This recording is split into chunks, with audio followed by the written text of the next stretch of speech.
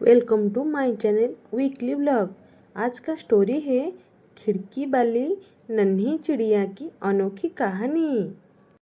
एक छोटा सा गांव था, हरे भरे पेड़ों और रंग बिरंगे फूलों से भरा हुआ। उसी गांव में एक 7 साल का लड़का रहता था।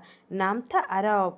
आरव बहुत शांत और सीधा बच्चा था, लेकिन उसकी आंखों में हमेशा उदासी छाई रहती थी, क्योंकि उसकी माँ अब इस दुनिया में नहीं थी। माँ की यादों के बिना उसका घर बहुत सूना लगता था। पापा खेतों में दिन भर काम करते थे और आरव ज्यादातर अकेला रहता था। एक दिन सुबह सुबह आरव की खिड़की पर एक हल्की सी चोंच की आवाज हुई। टिक टिक टिक। उसने खिड़की खोली तो देखा कि एक छोटी सी पीली चिड़िया वहां बैठी थी। उसकी आंखों में चमक थी और वो आरव को देखकर चहचहा रही थी, चूं चूं। आरव मुस्कुराया। बहुत दिनों के बाद उसके चेहरे पर मुस्कान आई। तुम कौन हो? आरव ने धीरे से पूछा। चिड़िया ने जवाब नहीं दिया, लेकिन उसके सिर पर बैठ गई और प्यार से उसके बालों को चोंच से सहलाने लगी। आरव ने उसका नाम रखा टूनी। अब हर दिन टूनी सुबह खिड़की पर आती और आरव से मिलने आ जाती। वो चटचटाती उसके लिए बीज लाती और कभी कभी पेड़ों से टपके फूल आरव उसे अपनी कापी में बनी तस्वीरें दिखाता, उसके साथ बातें करता और माँ की कहानियाँ सुनाता। एक दिन टूनी नहीं आई। आरव ने पूरा दिन इंतजार किया। अगले दिन भी नहीं आई, तीसरे दिन भी नहीं।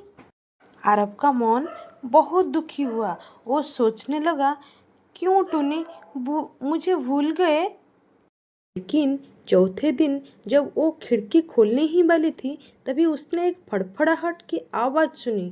टूनी थी, लेकिन वो बहुत घबराई हुई लग रही थी। वो आरव की ओर इशारा करती हुई फड़फड़ा रही थी और फिर उड़ गई।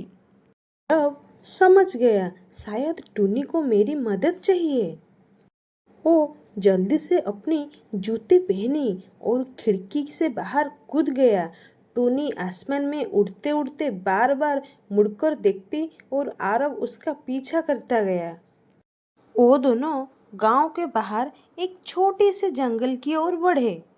जंगल में एक पुराना पेड़ गिरा हुआ था। उसके नीचे कुछ पत्तों में अटका एक छोटा चिड़िया का बच्चा फंसा हुआ था। टूनी बार बार उसके पास जाकर चहचहा रही थी। बच्चा डर के मारे कांप रहा था। आरव ने जल्दी से पत्तों को हटाया और बच्चे को उठाकर धीरे से टूनी की ओर बढ़ाया।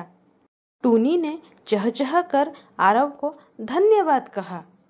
वही पास ही एक टूटी सी टोकरी पड़ी थी। आरव ने कुछ सूखी घास और कपड़ा रखकर उसमें घोंसला बनाया और चिड़िया के बच्चे को उसमें आराम से रखा। फिर वो टूनी को लेकर उस बच्चे के लिए दाना पानी रखने लगा। अब टुन्नी रोज आरव के पास नहीं आती थी, लेकिन हफ्ते में एक बार जरूर आती और आरव को अपने नए दोस्त चिड़िया के बच्चे के बारे में बताती। आरव अब फिर से मुस्कुराने लगा था। माँ की याद अपनी उतनी भारी नहीं लगती थी, क्योंकि टूनी ने उसके दिल में फिर से प्यार, दोस्ती और भरोसे का बीज बो रखी दिया था। अब खिड़की पर हर सुबह एक उम्मीद की किरण चमकती थी, टूनी की चहचहाहट। इस स्टोरी से हमें क्या सीख मिली? दोस्ती, प्यार और सहानुभूति से हम अकेलेपन और दुख को भी पार कर सकते हैं। कभी कभी सबसे अच्छे दोस्त वो होते हैं जो बोल नहीं सकते, लेकिन दिल की बात समझ लेते हैं।